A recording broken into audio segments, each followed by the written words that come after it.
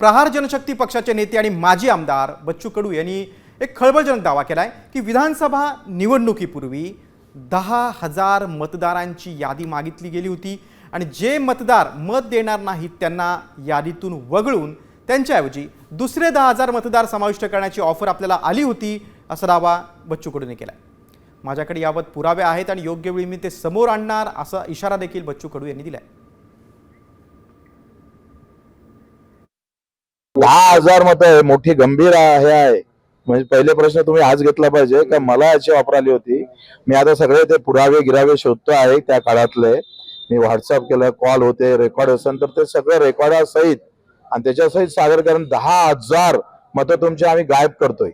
तुम्हाला कोणते मतं भेटत नाही ते मताची लिस्ट देऊन द्या, आम्ही गायब करून टाकतो। आता 238 आमदार निवडून आल्यानंतर अनेक लोकांना आपण कसं पराभूत झालो तेच काही समजेना आणि मग ते अशा पद्धतीचे आरोप करतात।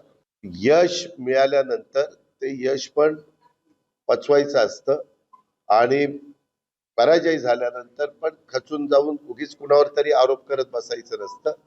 पराभव मान्य करून कशामुळे पराभव झाला त्याचा अंतर्मुख होऊन विचार करावा आणि दुरुस्ती करून पुन्हा जनतेच्या समोर जावं। आता isakal.com आहे देशातील नंबर 1 ची मराठी न्यूज वेबसाईट। प्रत्येक अपडेटसाठी isakal.com ला नक्की भेट द्या।